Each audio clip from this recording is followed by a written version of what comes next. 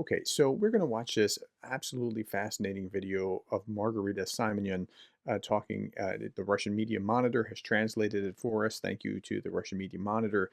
And it talks about Putin's election, and then, I'm showing you this because I want to get into the kind of the Russian psyche, the mind, that like something's driving the way that she's talking about this. And we'll unpack that in just a moment. So let's just start watching, and here we go. Thank you, as always, to the Russian Media Monitor for doing great work. Okay, here we go. I congratulate everyone. This is a stunning victory. Well, it's stunning. Of course, no one in their right mind ever doubted it. Well, okay, so she's kind of right that no one in their right mind ever doubted it, but not necessarily for the reasons that you think. If you're in your right mind, you go, it's not in doubt because Putin's going to stuff the boxes and it's a foregone conclusion. Everyone in Russia knew this, and this is why they're doing things like firebombing an election facility or dropping ink into the ballots, because you protest that kind of thing when you know that it's rigged and you know that you have no other voice. Like there's an entire academic literature about having voice, and if you don't have voice, that's when you act up and fight back. Okay, who in their right mind and with a good memory would doubt Putin's victory right now, right? But not for the reasons that you think. Now, you have to couple that with, I think he still would have won. And I know I've said this a few times now, but he still would have won even if he didn't do the things that he did. So, yes, he stuffed it. And yes, at the same time, I think the Russians would have voted for him fairly overwhelmingly, enough to be elected, but not enough. He stuffed the ballots because it wasn't enough to show this supreme, I have absolute control, they love me so much kind of vibe. But like this, let me remind you that in Russia's modern history, none of our presidents got these numbers. Okay, and that's a fair thing. Let's look at Wikipedia. She's going to show a chart here. Well, let's show the chart here. Okay, so it just shows the chart, but let's see if Wikipedia tells a little bit more of the story. So here's electoral history of Vladimir Putin, 53%. So he commandingly beat all these others, like 53% in this chart. If you're just looking at this, it looks like he just squeaked by. He never squeaked by. Okay, 53%. The next guy had almost not quite 30%, and then everything else was single digits all the way down. The next one, 71%. Now, something nefarious was going on here. I mean, it's probably going on a little squirrely here, but something had to be going on here. 71%, 13%, and then everything else in single digits.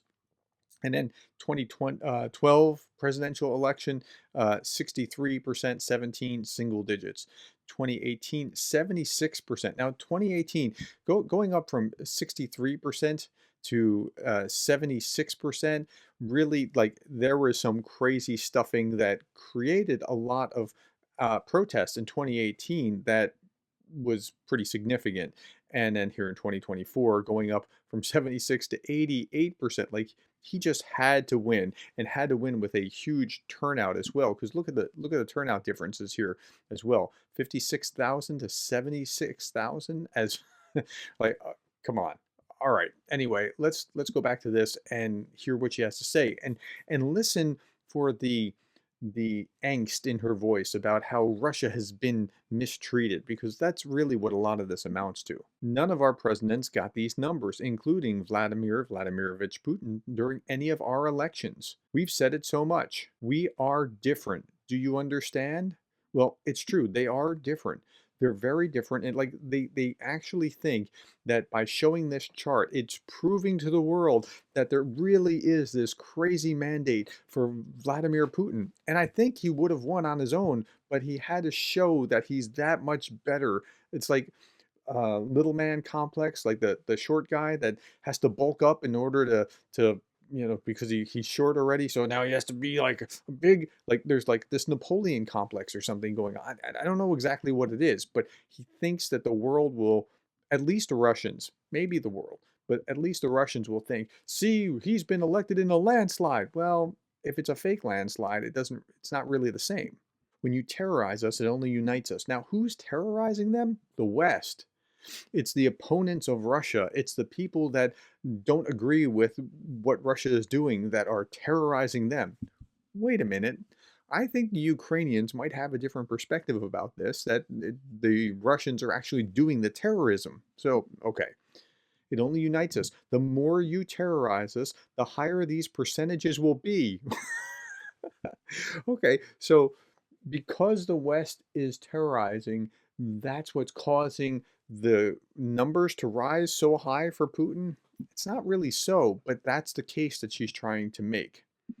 It's too bad that you can't get more than 100%. Otherwise, we would. Well, you actually probably would, but only because you're stuffing the ballots as much as you are.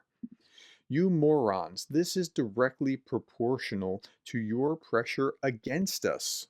You can't scare us with spending weekends at IKEA? We could spit at IKEA. Okay, I don't understand that. So if you understand that, please put that in the comments below because that little piece, I was scratching my head the first time I was watching this thing. I was going, spending weekends at IKEA. We could spit at all of you. When you start to pressure us, do you understand? When you were friends with us, you loved us and patted us on the head. But we didn't know until Vladimir Vladimirovich Putin came that you were sucking our life's blood out of us, that you were doing everything to make us fall apart. You were dancing around us. You waved one hand at us, but did all that with the other. Did all what with the other?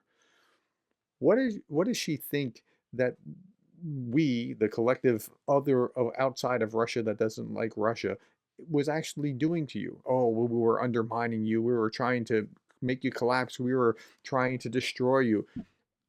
Honestly, we weren't that into you. And that's even more offensive than that we were trying to destroy you. We just didn't think that you were that important. We didn't know that. We trusted the hand we could see, the hand that you waved at us. We were yours. We loved you and adored you. Vladimir Vladimirovich Putin, who is truly a popularly elected president. Full stop. No, he is not.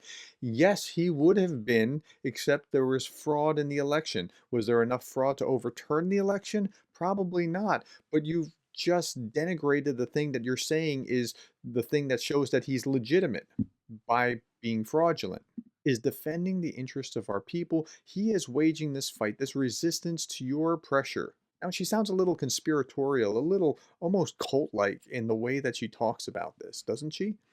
All of this is coincide in such a symbolic way. The 10th anniversary of the Crimean Spring. The Crimean Spring, by the way, is when the Russians stole Crimea by force from Ukraine.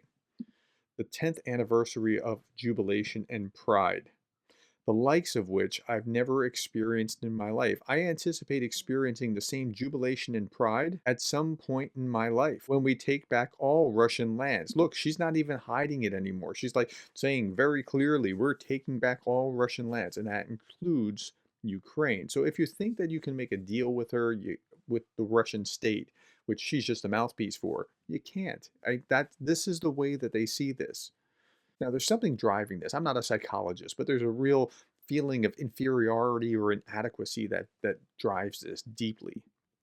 When we take back all Russian lands that are occupied by this insane Ukrainian government, when all of them return to their native harbor, to their place of permanent residence, well, I think they would argue that they already have in Ukraine away from you.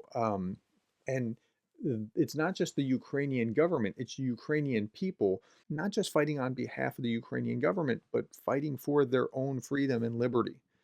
Okay. Tell me what you saw here because this was kind of crazy town in the way that she approaches things, but I don't think it's abnormal. I think this is the way that the Russian government writ large is thinking about Ukraine. I can't quite understand whether the Russian people are generally thinking that way. I- Vlad Vexler talks about how they're very depoliticized or they don't want to get involved or that kind of thing. But at least the government does think this way. Okay. Thank you for the likes, the shares, the subscribes, and the coffees. And thank you for being the kind of person that cares about Ukraine.